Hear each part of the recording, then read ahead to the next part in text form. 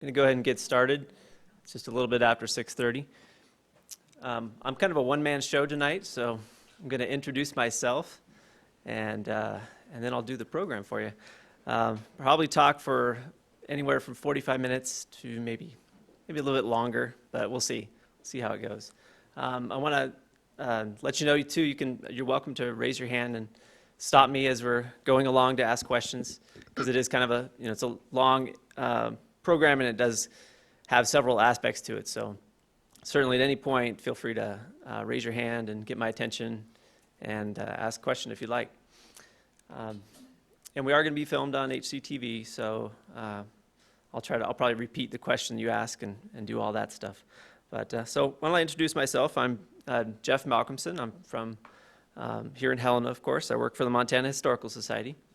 I've been here a little over 7 years, and my job is the government records archivist. So I help the government agencies decide which records are permanent and get them safely into our archives, and then we work with the collections and preserve them and get them ready to be used by the public. So, and then also help people in the research center do their research. So we do quite a lot downstairs in the archives, and it's a really great place to work and a good bunch to work with.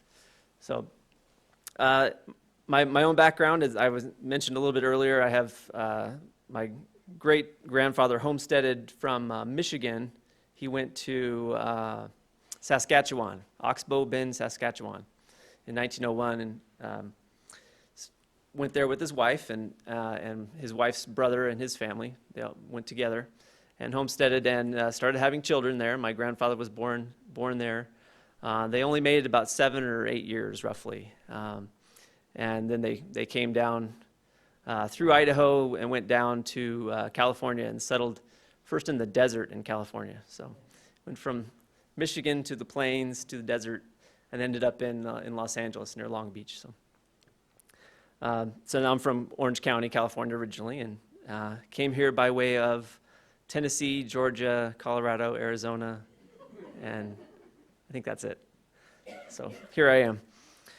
So that's part of why I'm interested in this topic. I prepared this material. It's actually kind of drawn from several different research projects I did and getting ready for a presentation at the Montana History Conference last year here in Helena, back in September, I guess. But unfortunately, in the history conference, you only have about 25 minutes. And I had plenty of material, so I was very pleased when Kirby asked me to do this for a Thursday night, because we can go a little bit longer, and I can give you the full presentation. So I hope you enjoy it. I'm trying to look at, might as well go to the first slide here. Trying to look at the homestead boom and what it did to Montana politically and our government institutions. What changed? What things were caused by the homestead boom? So that whole cause and effect thing is very, very difficult to look at. And one thing, there's not very much work done on homesteading in Montana. There have been a couple good articles that are thoroughly researched articles that were in the Montana, the Magazine of Western History, in the last 10 to 20 years. There's a lot of good reminiscences. There's a lot of sort of personal accounts of homesteading and settling in Montana, but there is so much that has yet to be done. It's such a big topic, and the whole interplay with other things that are going on in Montana, like the whole mining history and what Butte means to Montana, they have never really been brought together very well, almost like two separate stories. And so the idea of dividing Montana, there are multiple levels of meaning behind that.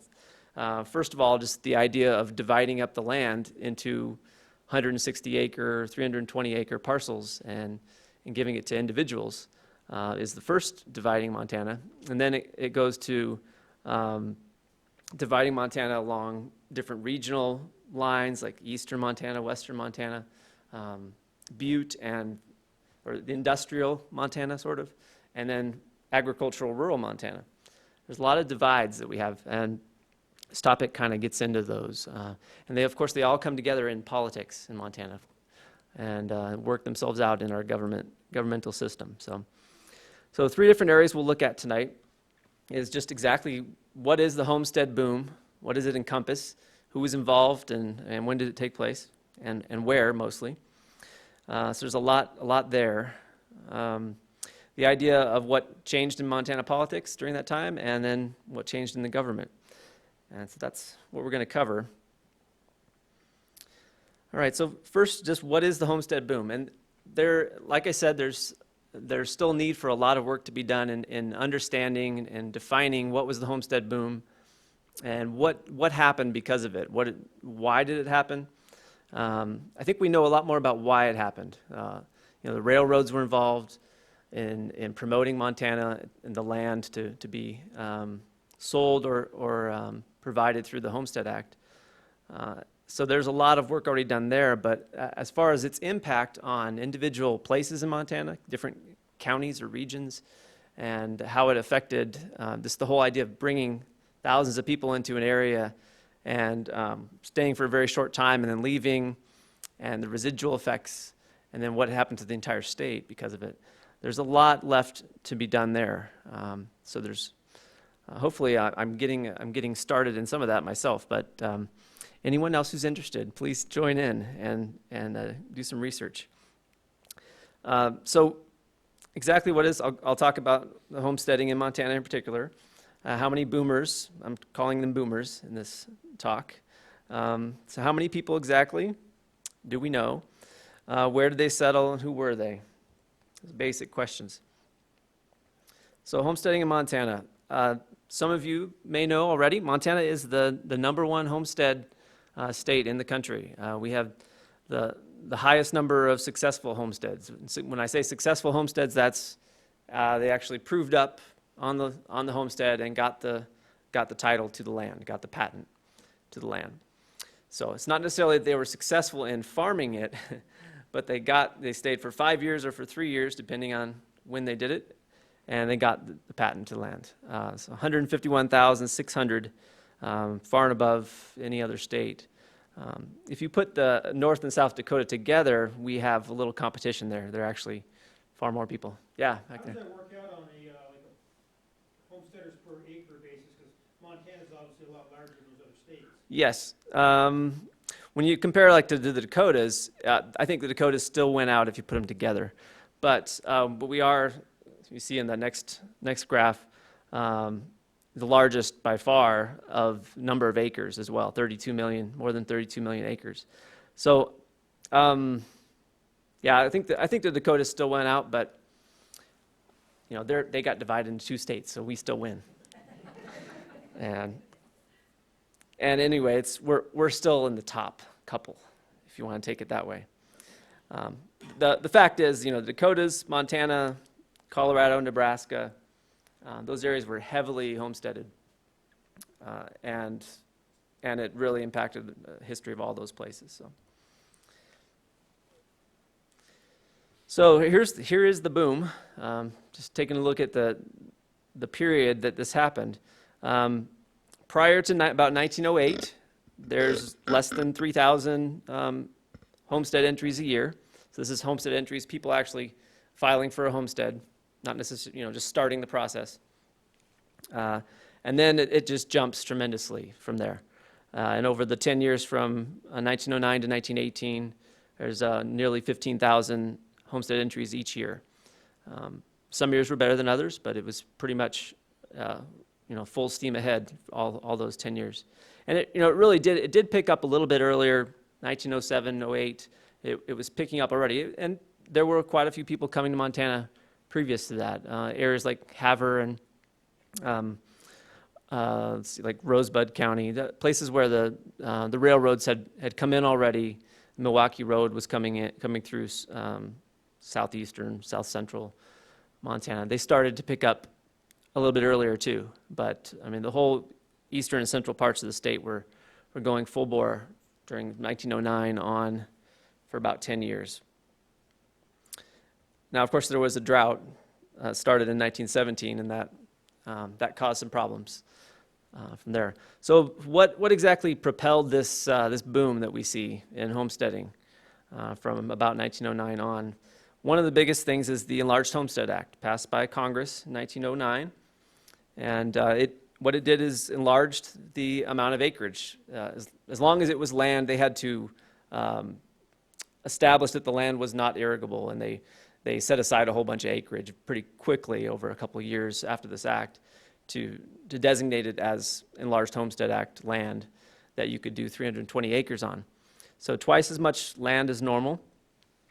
And this act in particular was strongly supported by our U.S. Senator at the time, Joseph Dixon, who was a progressive Republican from Missoula. And he was in the Senate 1909 following. Eventually, in 1920, became our governor and was very much involved in promoting homesteading, settling the land. His as we'll see later, his political base was Missoula, up to Kalispell, very western Montana, and then the eastern part of the state. So, another act that was passed just a few years after that was kind of like just opening up completely. These get progressively, these additions to the Homestead Act get progressively more liberal in giving away the land. The 3-year Homestead Act, 1912, and this changed it from 5 years to prove up down to 3 years, only 3 years. It also, very, very importantly for Montana, it extended the period to 5 months that you could be gone. You could be absent from your land and still be able to prove up. So you could spend those winters somewhere else and not have to sit out on the plains with, a little shack in the middle of January or February, which was a nice feature. And it really helped bring people who maybe were a little tentative about the whole situation to go ahead and come. I only have to do it for 3 years, and I can be gone for 5 months. That's pretty good. This act was very strongly supported by Charles Prey, who was our representative to Congress at the time, another Republican. And he represented, he was, at the time, there was only one congressman, again, just like it is now. This was just before we jumped up to 2 for a while. But so he represented the whole state, but he was from Fort Benton. He had been a prosecutor and attorney in Fort Benton, and was very, very familiar living and working in Choteau County with the need to get people out on the land and settle the land. So he fought very strongly for this act. Jeff, Mm-hmm. what were the arguments? Why did we want to provide these additional incentives? Well, was to get people on the land. That would be the number one thing. Or why do that? Because the land was not as attractive as previous decades to homestead. By this point, especially in a lot of the other states, the good land to farm had been taken up, or land that was potentially you could irrigate. We don't have a lot of that, especially on most of eastern Montana. There's not a lot of areas that could be farmed with irrigation or just farmed without irrigation. So this is like the end of settling, the open land in the United States. This is one of the last frontiers of farm settlement. So they're just getting more and more lenient with the rules and how long it takes to get it, and it's able to get passed. And the Dakotas are largely settled. There's still some, especially in western parts of the Dakotas, and then eastern Montana is a huge area that was opened up by those 2 acts. So they are really focused on particular areas, and Montana being the number one place. So there's pressures in the east to get new immigrants to the country, out and settled, perhaps out of the cities, and so there's a lot of things going on. Does that kind of answer your question? Yeah. What motivations and okay. So overall, from the whole history of homesteading in Montana, 1868 to 1932, there's a little over 234,000 homestead entries. So from 1909 to 1917, there's 141. So you see there's a large majority happened during that roughly 10-year period. Now, as far as those that were patented, that actually got the land, got the title of the land, there's 151,600 is the total there.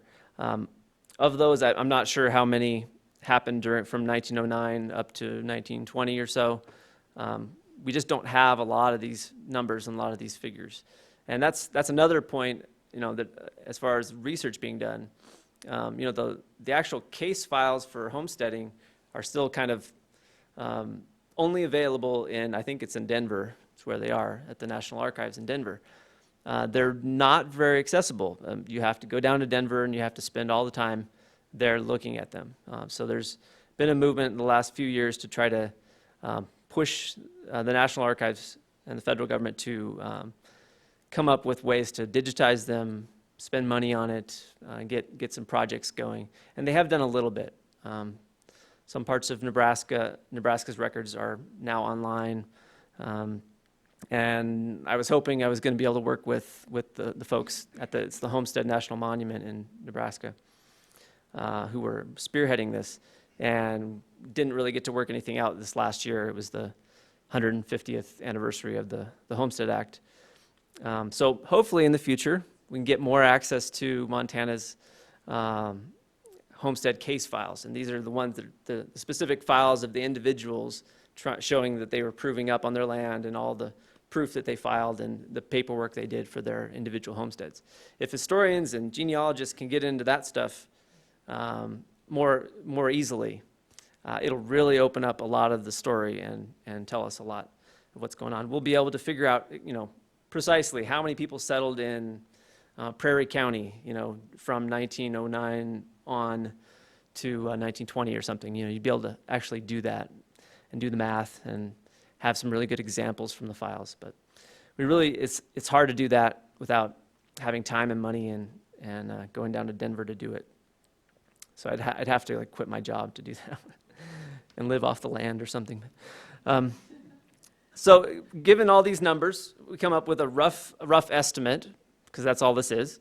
65% is about the rate of proving up. Now, I think during the boom years, it's much less than that. That's my opinion. I don't have evidence, really. I just have a hunch.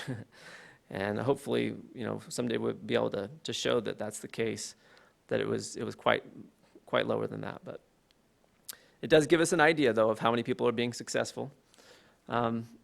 So you might ask yourself, where are the farms then? If there's maybe 150, 160,000 homestead entries, people trying to homestead during the 10-year boom, roughly. Where are all the farms? Because you look at the census records or the census statistics for how many total farms were in Montana in 1910, 1920, and there's only about 31,000 new farms out of 100 and maybe 60,000 people trying to homestead. So first of all, they're probably not being very successful in getting their patents. It's maybe half. The rate is maybe at least half the people succeeding in getting the patents. And I think a lot of them are not necessarily farming. Maybe some of them are just trying to get the land and hoping that they would be able to make some money off of it eventually, maybe farm more eventually. They actually did have to show that they were farming a portion of it to prove up. But to continue that through a drought years, like from 1917 to 21, there was a very serious drought in most parts of the state. So they couldn't get through a drought like that and keep farming. So by 1920, you only see, which 31,000 new farms is a good number, and it's quite a bit. There's a lot of new farms in western parts of Montana as well during that period. So, but there's a lot of people that aren't really being successful in homesteading in Montana, I think. And then you see the effects of after the drought years during the 1920s, we lose 10,000 farms by 1930, even before the Depression hits. And then we lose more during the Depression. Actually, Montana's Depression lasted from about 1919, 1918, somewhere in there, till into the 1930s. especially for farmers. Okay, so how many boomers we have? Quickly look at some numbers on population for Montana. Montana's population is growing really rapidly from 1890, from even before that, from the 1880s. The silver boom really carries us into the 1890s. There is a depression in the 1890s that kind of stops things pretty drastically, but the farming really picks up. Agriculture really picks up. Homesteading is the main draw from then on. Of course, Butte is developing as an industrial center as well, and Great Falls along with it. So those areas are growing. But it's really homesteading, I think, that stands head and shoulders for a good 20 years, carries Montana. And, still today, agriculture is our #1 industry. So I think if we look at it from our current eyes, we see where this is kind of the beginning of modern Montana leading in agriculture. So I wanted to throw in the rural statistics there because it shows that the rural development, people living this is people living in areas outside of towns, essentially, so out on a farm, rural unincorporated areas. It's advancing at pretty much the same level, maybe a little bit less than actual, because Butte is growing pretty rapidly up to 1920, and then it drops off. But you see farming, rural population starts to decline by 1920 because of the drought and the end of the homestead boom. But when you just see those numbers from 1910 to 1920, you don't see what happened in between. So I wanted to do some work, some investigation into what kind of numbers or estimates of population there were in between those years during the years of the homestead boom. So the blue line there is the state government estimates, projections of what the population was, and I get that from the state government promotional brochures that they put out every year. Just about they did this, and they generally estimated the population. Sometimes they very roughly estimated, as you see in 1916, just 750,000, somewhere around there. But then they get a little more specific in the years following. Now, those numbers sound very high to a lot of people. A lot of historians just think that there's no way that the population was that high. So what I did, I tried to figure out a way that we could estimate the population through actual sources, have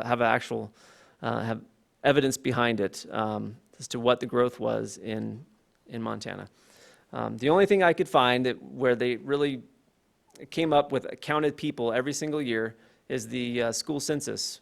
Every year, every school district in every county is taking a census of their students, of any kids out there, whether they're in school or not. So you get a count every year of the population of children from age really newborn up to age 21 is what the school census will give you. So I put those numbers all together. And so I had the population from 0 to 21 years of age, and essentially just extrapolated from that, which I know has some faults. It's not a perfect way to do it, but it's the only way I could come up with a system to do that, to roughly estimate the population of total people in Montana. So that's what that yellow line is, and I think the trend line to me makes a lot more sense. Just looking at it, and it is based at least on some numbers, the population under 21 years. It's much lower than the state estimates, and that's probably the way it should be. The black numbers, that is the actual U.S. Census number. So the U.S. Census is fairly low. I think the 1910 number is probably good, but the 1920 U.S. Census, I think, has some serious flaws. The only year in 1920 was the only year they took the census in January.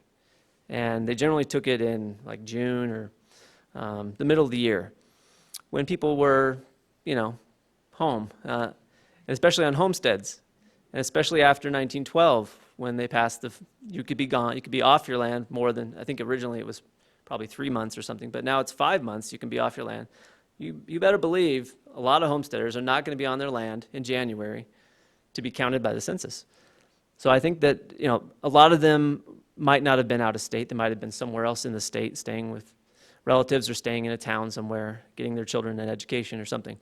So I can't say that they super undercounted, but I think they undercounted, and it's just judging how much they could possibly have undercounted. I doubt that my number is very, very good, you know, 643 or so, 640,000 is probably a little high. I doubt that they undercounted by almost 100,000, but maybe they undercounted by 50,000. I don't know. Just guessing there. So I don't really have much else to rest that on, but I still think that, and the other interesting thing for my calculation there going into 1921 is the population of children does not drop off. I thought that by 1919, 1920, the drought is really hitting, and that a lot of families would be leaving, especially the kids. They'd be sending the kids up back to Iowa or back to wherever they're from, Minnesota, you know, and maybe the adults, one of the adults would be staying on the land trying to see if the weather was going to turn, but you don't see that. You don't see kids leaving. So I don't know. I don't know about that. I have to think about that some more. But so that's that. Mm-hmm. When you did your calculation, did you assume a family size? You know, the average family of 5 kids or something? Not really. No, I took the increase in the population from 21 years and under, and applied that level of increase to the total population. So I was just trying to come up with a growth rate for people 21 years and younger. And then I applied that growth rate to what was the population in 1910. And for each year I had an idea of what that growth was. So it's, you know, all that, my estimate is based on the growth rate of children mostly in the state. So I know it could be flawed, but there are a lot more children that come in with the homesteaders, so it has a little bit more accuracy, I think, anyway. Have you feel for how accurate the school census was? I don't, and that's a big thing. I haven't been able to research anyone else using school census figures. I don't think a lot of historians use them because they generally have other sources. Some folks have suggested I try to use city directories, and I've looked into that and found the city directories just aren't as complete, and I did have a little bit of reliability question with them. Just by seeing the way their numbers were going, it just didn't look like they were doing really super accurate counting. So anyway, there's a lot of room for more work and trying to figure out that question: how many people were here? You know, how many people came through and left? We don't know a lot of that. I think getting into those homestead case files would really help. Doing some specific case studies. Yeah. Do you think looking at the selective service records would be a pretty good source, at least to count males? Yeah, 1917 or so. Yeah, that would interesting. Yeah, I hadn't thought of using that.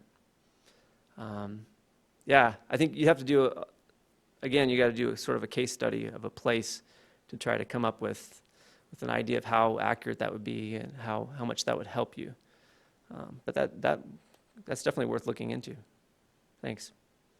Yeah, and I don't know if everybody heard that. He was saying to use the selective service records from like World War I draft stuff, which we do have good access to on Ancestry.com. Okay, so this is kind of my big, I'm getting overloaded with numbers and statistics here, but we'll get off of that in a little bit. So really quick, just looking, you see where the growth was, and I break this down by region because it just helps you to understand it. It helps to make sense of, you know, whether one county grew a certain rate, and plus you have all these new counties coming up, and it's hard to keep track of what areas has what population when the county boundaries are changing all the time. So I tried to come up with regions that work around those county changes, and this works pretty well. So the top number in the gray numbers is the decade from 1900 to 1910, and then the second number there, the 1910s, is for the decade we're mostly concerned with. But you see a little bit of extra growth in western Montana, the two regions of western Montana, in that first decade, and then it drops off and really is very slow growth, 5%, 15%. But the rest of the state, central and eastern Montana is growing by leaps and bounds according to its population when it started in 1900, because there just were hardly any people there in 1900, something like 17,000 or something. So, central Montana, you have Great Falls and you have Billings, two urban centers that are growing during this time. And so there's a little bit of influence of Butte and industrial development in Montana happening in Cascade County and Great Falls. But Yellowstone County and Billings is kind of a central hub for a lot of the farm development and the homesteading that is happening throughout, especially south, along the Yellowstone River. So, and Billings really grows pretty strongly. So, I think really this establishes that actually the big thing about by 1920 is that the central and eastern regions of Montana are, for the first time, the majority population. Montana really starts in western Montana with the gold rush, the mining booms. And that's the population center for 40 years, 50 years. The tide is changing by 1910, 1920. Finally, the majority of the people live east of Helena, essentially. And that doesn't change, interestingly enough. It does not change until the year 2000. The year 2000 census was the first census where the western regions finally got their majority status back. So growth in Bozeman, Kalispell, Missoula really finally overtook Billings and Great Falls and the other parts of the state. So that's kind of an interesting statistic there to me. So kind of summing that up, you see the tremendous growth for over the 20-year period, 1900 to 1920, where all this homesteading is happening. Eastern Montana grows at 614% increase. That's just amazing. If you look at, Las Vegas 20 years ago, Arizona, Southern California, they don't hit those kind of rates of growth, but because they're starting at a higher population and growing up. But so this is a really remarkable thing, from a population of about 90,000 roughly in eastern and central Montana to over 330,000 people. That's a lot of change. It's a lot of growth in population. Okay, so I think I had already addressed that. So who were these people? And we'll just spend a couple of minutes talking about this. One thing that I've already mentioned a little bit is that families were the main part of the homestead boom. It finally brought more family units into the state. So by the time we get to 1920, women and men are much more equally represented in the state. So go back to 1900, it's almost 2/3 of the people are men in Montana still. So there's just a lot of mining, and this is the legacy of mining, the early history of Montana.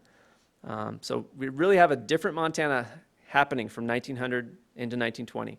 It's becoming more family-based, equal population between the sexes, a lot more children, and this changes the society. It changes. It also puts a lot more pressure on the government and how the government supports the people and works for the people. So there's usually a lot of people mention immigrants as being a big part of the movement into homestead areas. And when I look at the numbers, putting the numbers together here, I came up with foreign-born whites during these three different census, 1900, 1910, 1920 census, and then the native white foreign parentage, that's whites with both parents born in foreign countries, and then native whites with just one parent. So pretty much native immigrant stock, you could say. Those children of immigrants or immigrants themselves directly. They make up, these figures are for only in eastern and central Montana, and same with those statistics on men and women. It's 44% roughly, and only 20%, and then by 1920, it's only 15% are people born in other countries. and that includes, Canada. So you take out the Canadians, and there's actually, I've got some numbers here from, for 1920, the largest group of foreign-born is Canadians. That's about 14,000 in the eastern and central part of the state. The next group down is Norwegians at just under 10,000. So then there's English, people from England, about 8,000. Germans, almost a little less than 8,000. Irish, about 7,200. Swedes, 7,100. Russians, 5,200. And a lot of those Russians are Germans. So just as far as the percentage of the population, it's less than half are of immigrant stock or immigrants themselves in eastern and central Montana. The statewide number is 47% for this time, so it's higher. So I think, Butte has a large immigrant population. Butte's influence, having all those immigrants on the whole state as a whole, I think there's just a lot more immigrants in Butte and probably Great Falls. I think there's enclaves of ethnic groups that come in, of immigrants, and then they have a big impact on particular areas, but there's still quite a bit, over half the people are from other parts of the United States. And, maybe their grandparents came from other countries, so there's still a large attachment, but it was interesting to look at that for me. Maybe not as much of an impact, or maybe that's been focused on too much, I'm not sure. So getting into the second part of this, what happens to politics because of all these new people and the different types of people? There's more families. What happens? Now this is where you get into the tough part of, did the homestead boom cause these changes? Well, not exactly. It wasn't the only thing. There's progressive movement that's going on nationwide, and it has an impact on Montana from outside. There's outside ideas coming in. So I can't, you can't say that all of this happened just because of the homestead boom. No, but the homestead boom had a huge impact on it. It played a decisive role in several issues. So talking about progressive movement is very important. Homesteaders as voters is something that almost nobody's looked at, and I kind of tentatively have delved into it, and it needs a lot more work. But it's very complex again, because during this period, 1910, during the progressive era, there's so much. There's the whole third party movement. There's actually fourth party. There's the socialists as well, playing a big role in state politics, and it's very difficult to figure out, who's doing what and who's voting for whom. And when you have 4 different candidates and the vote is spread out over all these people, who's voting for which candidates? You can't tell. There's not enough records to tell you that kind of thing. So it's very difficult to do this kind of work. But I still think we should try to and try to get a sense of it. One of the other things I wanted to mention too that I didn't really have a slide for, because I haven't been able to spend a lot of time on it, is on who were the homestead boomers. They were significantly a good bit of immigrants. There were a lot more women and children involved, but they were also, I think, and I haven't been able to, definitely prove this, but there's a lot more people of religious background with different religious backgrounds, or more involved in churches, and so I think that plays a role somehow in the politics of it. And we've never really, no historians really looked at that. So I think it's an area that needs to be worked on, and I hope to do some of that in the future. But just wanted to mention that as another area, something that potentially could be interesting to see. So the progressive movement, try to be as quick as possible with this. Progressives were, a lot of people still use the word progressive in our modern day politics, and it's really different when you go back 100 years. Progressives were very different. They were typically highly optimistic and had a very moralistic outlook on things. So we can make analogies to current day to the religious right, or perhaps, but they weren't. They believed that government was a good force, that government should be used by the people, and typically the religious right today believes that that's not the case, that government's not a good thing and we need less of it. So their ideas might be similar to current day conservatives, but their means were very different. They lived in a different time, and they were seen as one way of looking at them is as enlightened conservatives. They wanted to conserve the past that they knew as children, sort of Victorian America and the ideals of that time that was being drastically changed by industrializing America, and technology being applied to business, and automobiles becoming an important way to get around. Things were changing dramatically for them, and they didn't like all that change. They didn't want to. They didn't like the bad things that came along with that change. So they wanted to use government, get involved in government, engage with government to change it and to bring about a more moral, upright society. So they're very interesting people to look at, the progressives. A couple things that Mike Malone and Rich Rader, two of Montana's best historians, they talked about them a lot. They're probably one of the best sources to get information on the progressives. They said, if only, this is look at the outlook of progressives, if only the people had the opportunity to vote, and if only the necessary laws could be passed, then evil would surely be eradicated and progress would be guaranteed. Progressives, quote, aimed at improving public life, public health, and public morality through direct action. Okay? So a lot of the people that came into Montana homesteading, we don't know how many, of course, were more prepared to be progressives. They were more impacted by progressive ideology coming in. And some people have argued a lot of the immigrants were sort of, since they were coming from a totally different political background, that they were more susceptible to agreeing with progressive ideas. So that's a thought there. So one of the main things they wanted to do was just to reform the political system. They wanted to democratize everything they could, get the people involved. If the people could just vote, they could change things and get through this, difficult time. So one of the main things they did was pushed the initiative and referendum laws in many states. And in 1906, they passed it in Montana.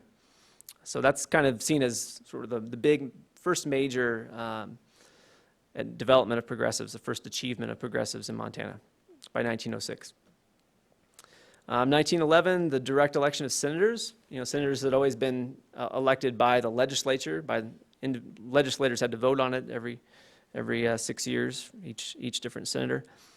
So it was removed from the people, and it was very much kind of seen as the good old boys kind of thing. And in Montana was a very corrupt system, proven by William Clark's buying the Senate seat back in 1901 or whenever that occurred. So direct election of U.S. senators was, they had worked on this for instance back in the 1890s, the populists and the progressives picked that up and finally got that passed so the people could directly elect senators. 1912, they passed the direct primary law, so that political parties could not, the elites of the political parties couldn't be the only ones controlling who was up for election.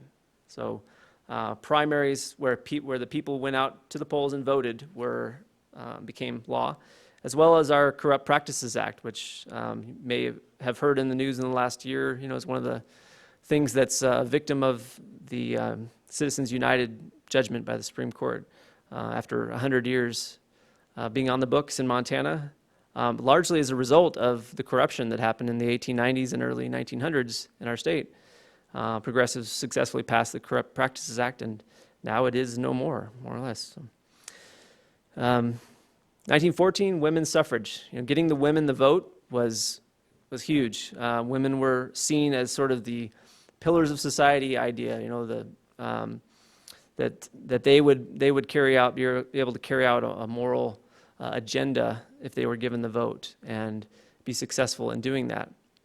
So progressives fought very hard, and really that comes straight out of the populists back at the turn of the century as well, who they in many ways picked up a lot of populist ideas, and this is one of them. So again, that democratic idea. Homesteaders as voters, Would yeah. you mind just a short description of that the direct primary law? Direct primary law was setting up primaries where the people voted rather than just the party officials picking candidates. So the people would vote on who would be the candidate, just as we do today. So that was the beginning of the primaries in elections. Okay, so looking at homesteaders as voters, this is kind of a quick overview, more or less. 1906 to 1910, these homestead counties in eastern and central Montana, they're consistently Republican, and this is I think a lot of the homesteaders are not necessarily in these counties yet. There's a lot of population that has not arrived, and the farming areas, the rural areas in the state are typically Republican, going back to the 1890s, the beginning of the state. So that carries on.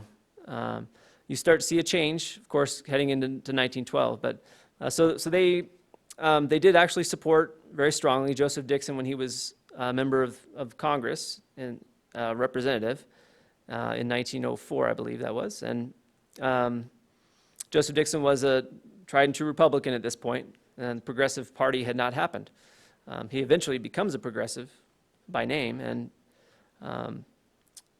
anyway, he has lots of support in the eastern part of the state. Charles Prey is elected several times as a representative following up Dixon, and he's that Fort Benton attorney and pretty much is from that central part of Montana, very supportive of homesteaders. And William Taft is elected strongly by the eastern and central parts of the state in 1908. And he's the Republican candidate, kind of seen as the follow-up of Teddy Roosevelt. So 1912 is this huge election. That's the election where we have Republicans, Democrats, this new progressive bull moose party that Teddy Roosevelt is leading and trying to regain the presidency. Joseph Dixon is a strong ally of Teddy Roosevelt, and he becomes his campaign manager for the presidency. But of course, Joseph Dixon is very, very popular in the eastern, central parts of the state because he's supported homesteaders, and he's very popular in the western parts of the state. They don't like him as much in Butte, but progressives are actually in 1912. Okay, so you have the Republicans, Democrats, Progressive Party, and Socialists being very, very active in this 1912 election. There's 4 candidates for president across the board in almost every state. They also, all 4 parties, put forward candidates for almost every single office, from the county offices up to the legislature, through the state elective high offices. There's the Progressive Party candidates are extremely viable. They actually win more votes than the Republicans in almost every county for governor, for several of the big offices. And we send from Blaine, Dawson, Hill County, Rosebud, Valley, and Yellowstone counties, they all send Progressive Party candidates to progressive representatives to the legislature for the 1913 session. And it's the 1913 session is the one session, the only one that has this large number of progressives actively playing a part. So it's the only time a third party has had a strong showing. By 1914 and 16, interesting things happened. After the whole 1912 progressive election, the Republican Party is kind of torn apart because so many Republicans left to go with Joseph Dixon and others into the Progressive Party for 1912. The aftermath is very difficult for them to deal with, and the Democrats exploit that. Some research by other historians has been done showing that 1916 was, especially in the Rocky Mountain states where there's a lot of mining, and I think there might be something to the homesteaders in being involved as well. 1916 was a kind of a turning point election showing a real turn in the electorate in the Rocky Mountain states. They strongly supported Woodrow Wilson, the Democrat, in the 1916 election, and began to support more Democrats in 1914 as well. So I think there is something substantial to that to what happened in 1912, and the Republicans don't really maintain their sway in the east and central Montana like they did earlier. Of course, they have a really quick resurgence by 1920, but there is something happening here. World War I begins as well, and has quite an impact on Montana as well as the rest of the country. So there's a lot of factors and a lot of causes to this. I think that, frankly, homesteading being a very disruptive thing, bringing in lots of people, and the government and politics having to respond to that. I don't know exactly how we can show that directly, but I'm going to try to find some good evidence. So I think it plays a pretty good role in the change swinging to Democrats briefly for several elections after 1912. Okay, so getting through here.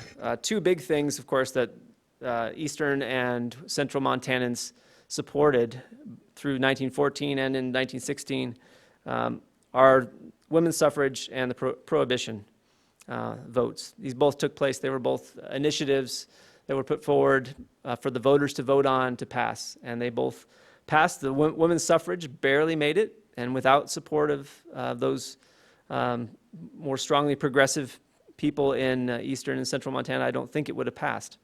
Not yet. It could have taken another 2 or 4 years. So I think largely the homesteading movement is responsible for getting that passed at that time. Prohibition passed with flying colors. I mean, it was overwhelmingly passed.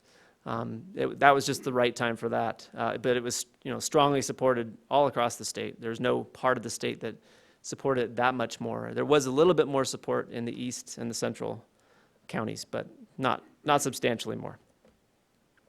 So that's pretty much looking at the voters. And Jeff, do you have a question? Should we think of the Democrats and Republicans 100 years ago much the way we do today, with beliefs similar? I don't think so. It's too.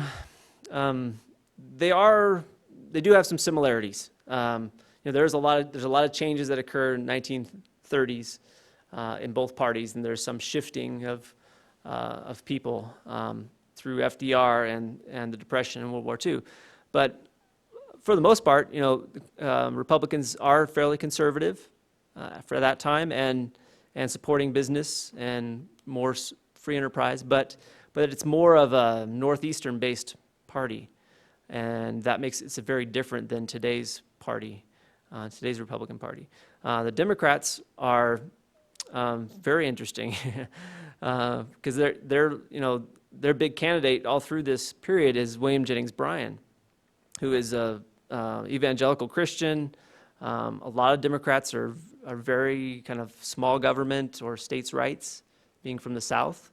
So the Democratic Party is very much a Southern party in a lot of ways, and all that changes through the 40s and following, and then Reagan Revolution kind of changes some things again, and the South becomes conservative Republican. So there's so many things happening. I think it's too complex to try to draw too many connections. Which party would have more likely supported women's suffrage?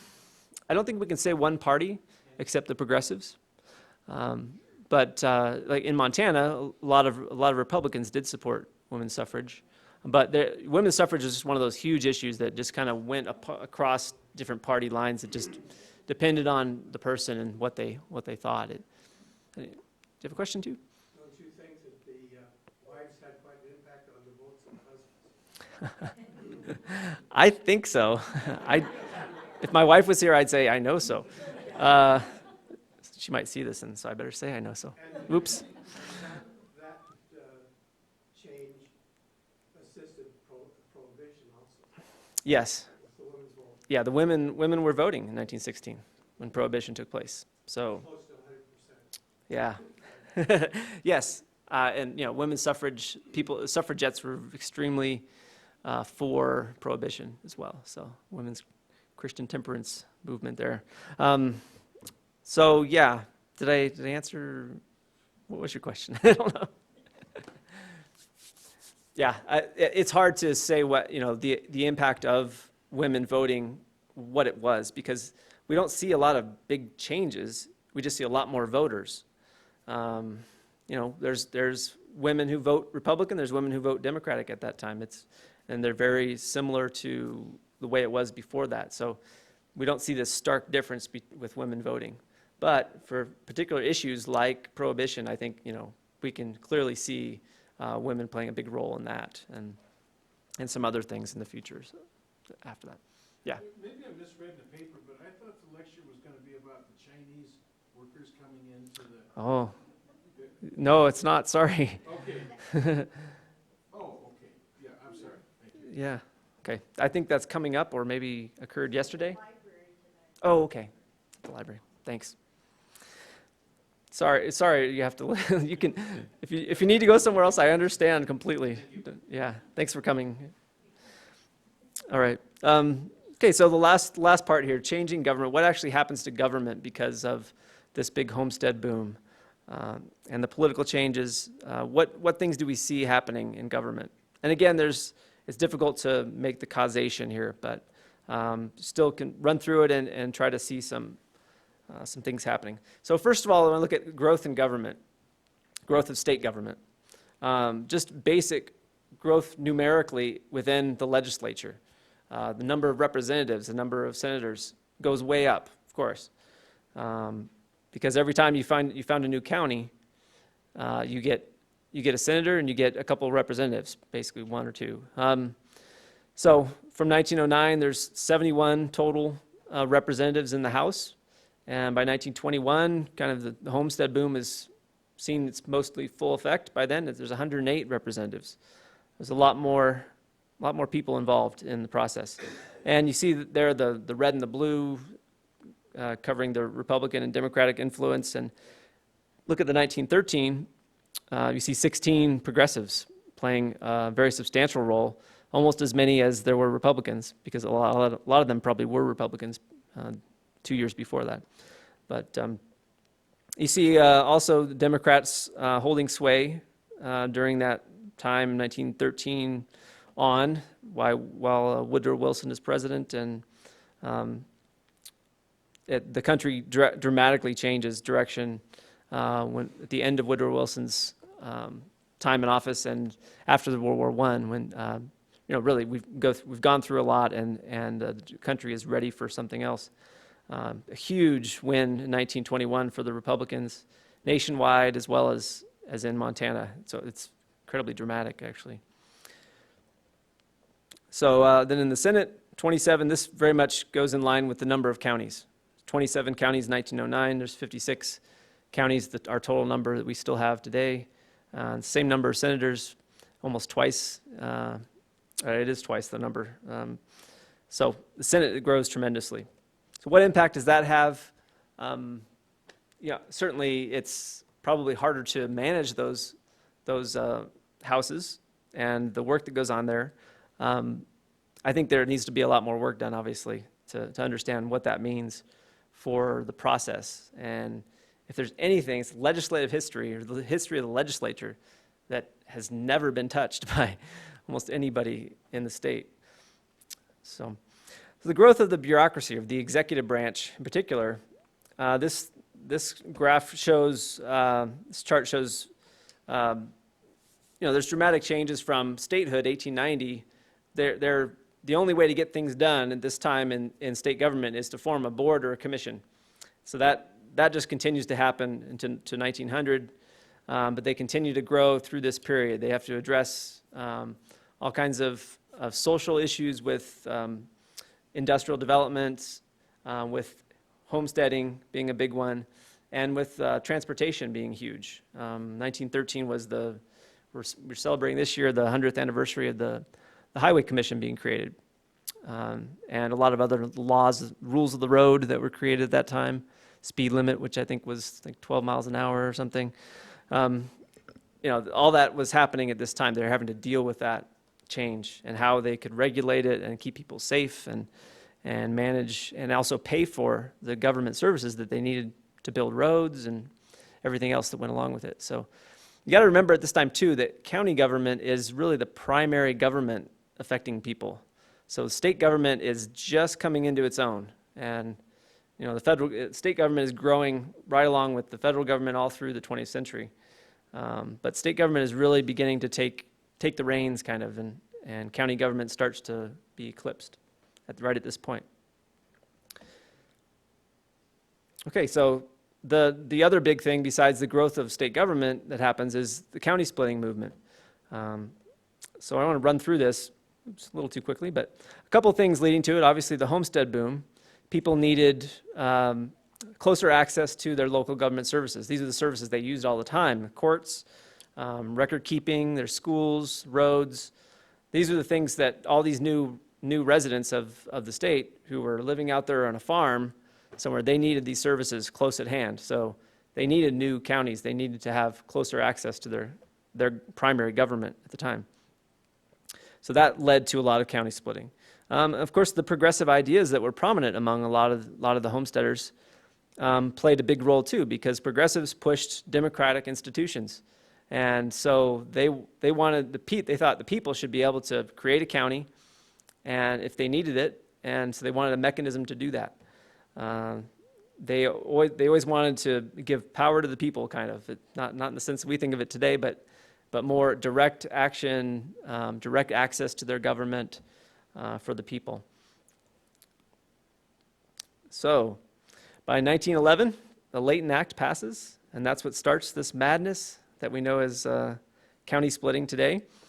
We don't really know what specifically brought about this bill, except that there's more people coming to the state, and progressives have passed other measures right in line with this one. Back in 1906, the referendum initiative law, 1911, and following those other direct democracy things that we talked about earlier are being passed. So this is right in line with them. This allows citizens to create their own county, to have a petition the county commissioners to have an election within a certain area, and if a majority of the people vote for it, for a new county, then you can have a new county. You create the new county, carve it out of the old counties.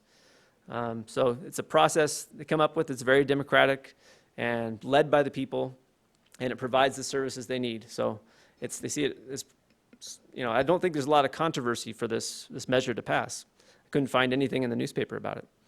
And in the journals, legislative journals, there's not much said. There's no hardly any comment on it. It just passes. So, of course, what I tried to figure out, what was the basis of this? Where did they come up with this idea? And the only thing similar that I could find in the laws of Montana was the process whereby you formed a new city or a town. And you came up with you incorporated a municipality. That was passed back in the territorial times in 1881, and the process is almost exactly the same. So it looks to me like they pretty much just took that idea. They were used to founding towns. They were starting to found a lot more towns from 1900 to 1910. So they were familiar with it, and they just took that idea, and that's probably what the basis of the Leighton Act. So they had some limits to it. You had to no existing county could be reduced below 800 square miles. No county boundary could lie closer than 18 miles to a county seat. So there is some reasonable restriction to this, at least. And also you had to, keep the assessed valuation of a county at a particular level. Yeah. That county boundary, second bullet there, that's for the new county? Because obviously Helena's closer than 18 miles to the county boundary. Yes. Yeah, it wasn't applied to already existing counties. Exactly. Okay, so county creation takes off from 1911 on. 1912, Blaine and Hill County, the first two. And then we get several more, and several more in 1914. And they just keep coming. 12 new counties are created in 4 years' time through this petition and election process under the Leighton Act. That's dramatic. I mean, the 10 years, 15 years before that, there were only 1 or 2 counties created. And the legislature had to vote to create the county previously. So this new method and all the new people in the state were ready for new counties, and they acted on it and created all these new counties. Now, by 1915 following, people were a little bit alarmed that they had continually amended the act to try to make it a little bit harder and a little bit harder to create counties. So by 1917, they pretty much made it so difficult that they couldn't actually succeed in forming counties anymore, or at least they found it easier to go to the legislature to get the legislature to vote in a county. So we start seeing a couple counties, and then 1919, the legislature is virtually overwhelmed by requests for new counties. These are the ones that are successful, these 7 counties in 1919, but there are many more who are attempting to have counties formed. And you can imagine all these people sending their representatives, their lobbyists, local businessmen and people from small towns who wanted a county seat, coming and virtually annoying the legislators so much during the 1919 session that they just said, that's enough. We've passed these 7. We're going to reinstate the Layton Act. So what they do is they call it the McCone Act, after the Senator McCone, who they eventually have a county named after. They actually created the county McCone, named after him. That reinstates the petition and election process in pretty much the same form. Now, unfortunately, all this is going on while the drought is really setting in. So they're setting up this thing, but we only get a couple new counties, a few new counties that were already in the loop. There's 4 that got done by 1920 right away. They were just raring to go, and they had failed to get voted on by the legislature, but they quickly did a petition and won their county. And then a couple more the legislature actually voted in following that really had nothing to do with homesteading and the drought per se, at least not the homestead boom. So that's how we got all those counties during that time. Really in about those 1912 to 1920 is just a heyday, and it's crazy. One of the main people responsible for this was a man named Dan McKay, and he's known as the County Splitter. He was a Scotsman. He's actually born in the far-off Orkney Islands, and that's actually where my ancestors, Malcomson ancestors, come from. So I have an affinity for this guy. But once I found that out, I was like, wow, that's great. He came to the United States at the age of 10 and eventually ended up in Glasgow area, and was kind of a pioneer in the building industry, construction, and brickmaking was his trade. And he was a big man. Big Dan is what they called him. He was responsible for at least 18 counties. He was the main force behind them. He was a public speaker. He actually did this for a job. He created counties. That was his job. He was paid handsomely for it. The people who were organizing a new county would hire him, and we don't know exactly how much. Pretty good sum is what I've understood, but I haven't been able to find any real proof of what it was. But he was very successful, of course, and he was proud of it. And he enjoyed going around and being kind of the center of attention. Montana historian Dave Walter described him this way. Local businessmen respected McKay as a shrewd operator. Newly arrived homesteaders saw a personable, unkempt fellow as an experienced Montanan, yet somehow one of them. And everyone listened to Big Dan, even if they did not agree with his heavily progressive opinions. He cut a truly impressive figure riding Valley County atop what was said to be the biggest, blackest horse in the Milk River Valley. You can imagine. So was he then building courthouses? He was involved in building courthouses, as you would imagine. Yeah, I don't know. It would be interesting to look into that a little bit more. I know he did get a contract at one point for Cascade County, but that was before any of the homestead boom was going on, to help in the construction of their courthouse. So I'm going to kind of cut this off. I have a quote from Dan McKay about county splitting. He says, "County splitting is to me something of a profession, for I have been mixed up in so many county division bees that it has sort of got into my blood. If you have never had the thrill of the hardest kind of a battle that can be fought without artillery, rifles, and machine guns, you ought to get into a county splitting fight once. It will give you plenty of thrills." He's a character. So this is kind of an overall map of our 56 counties, and you know, a lot of this development of county government is caused by the homesteading boom. I think that's the most direct cause, the most direct legacy of homesteading. And I was going to talk about Judith Basin, but we're running out of time, so I'm not going to do that. But quickly, just pop back there. So looking back, we can't say, you know, for certain what exactly the homesteading boom caused.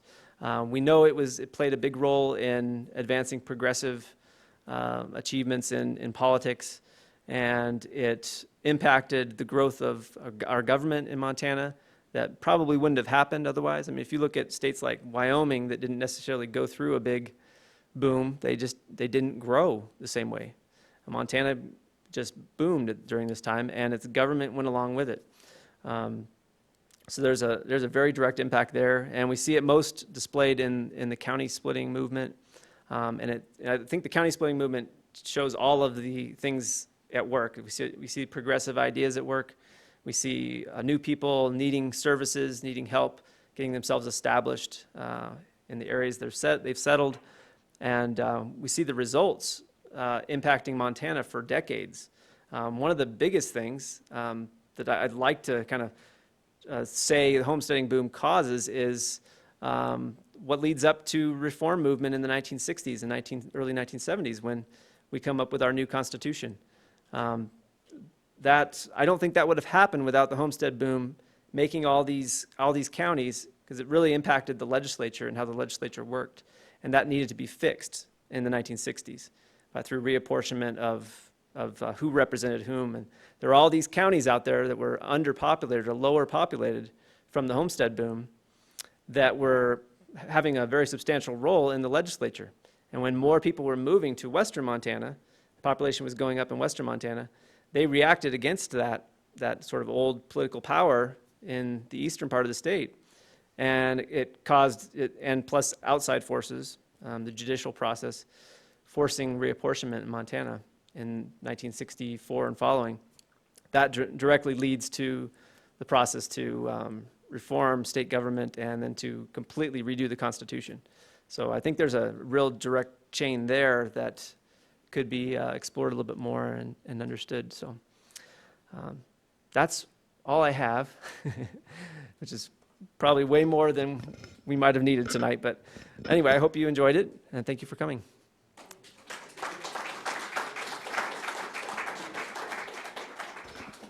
Do you have a question, Jeff? The county splitting statute still on the books, or could that still occur today? I think it is, as far as I know, yeah, it is. And there have been some movements, you know, in the past 30 years to try to consolidate counties that have not worked out very well.